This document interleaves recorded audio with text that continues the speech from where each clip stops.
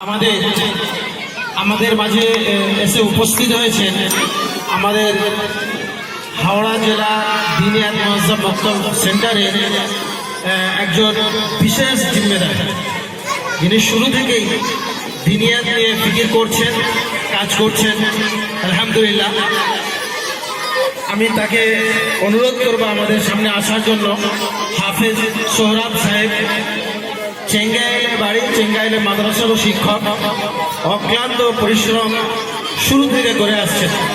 দিনিয়াতের একেবারে শুরু থেকে 2014 থেকে দিনিয়াত শুরু হয়েছে, সেই থেকেই হাফেজ সাহেবের অক্লান্ত মেহনত আছে এবং এখনো পর্যন্ত বিভিন্ন জায়গায় দিনিয়াতের তাকাজার জন্য যান। তো আমি হাফেজ সোহরাব সাহেবকে আসার জন্য অনুরোধ করব। আর আমাদের হাফেজ সোহরাব সাহেবকে ব্যাচ পড়িয়ে দেবেন আমাদের মুফতি ইনামুল হক সাহেব, আমাদের মাদ্রাসার আমাদের দিনিয়াত মুআজ্জম মক্তব নিবরার হেড হুজুর।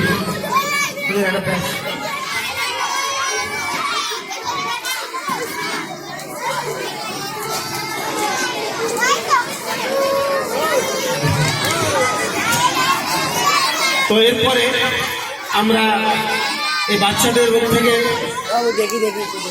ট্রান্সলেশন শুনছে নাকি? কি সূরা পড়বে?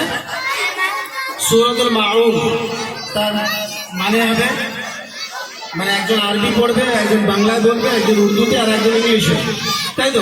মাশাআল্লাহ, ঠিক আছে।